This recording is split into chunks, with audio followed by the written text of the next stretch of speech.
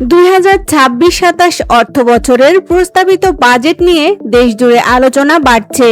বিশেষ করে সঞ্চয়পত্রের ওপর দ্বৈত কর এবং মধ্যবিত্ত শ্রেণীর ওপর করের চাপ বৃদ্ধির বিষয়টি নিয়ে নানা ধরনের প্রতিক্রিয়া দেখা যাচ্ছে। প্রস্তাবিত বাজেট প্রকাশের পর থেকেই সাধারণ মানুষ এর বিভিন্ন দিক নিয়ে আলোচনা করছেন। অনেকের নজর এখন সঞ্চয়পত্র সংক্রান্ত কর ব্যবস্থার দিকে। একই সঙ্গে মধ্যবিত্ত শ্রেণীর ওপর সম্ভাব্য অতিরিক্ত করের প্রভাব নিয়েও প্রশ্ন উঠছে। অর্থনীতির সঙ্গে সংশ্লিষ্ট বিষয়গুলো সাধারণ মানুষের দৈনন্দিন জীবনের ওপর সরাসরি প্রভাব ফেলে। ফলে বাজেটের কর কাঠামো এবং সঞ্চয়ের ওপর প্রভাব নিয়ে আগ্রহ বেড়েছে। এদিকে বাজেটের বিভিন্ন প্রস্তাব নিয়ে সামাজিক যোগাযোগ মাধ্যম এবং জনপরিসরে আলোচনা অব্যাহত রয়েছে। নতুন অর্থবছরের এই প্রস্তাবিত বাজেট নিয়ে জনমতের নানা দিক এখন আলোচনার কেন্দ্রবিন্দুতে রয়েছে।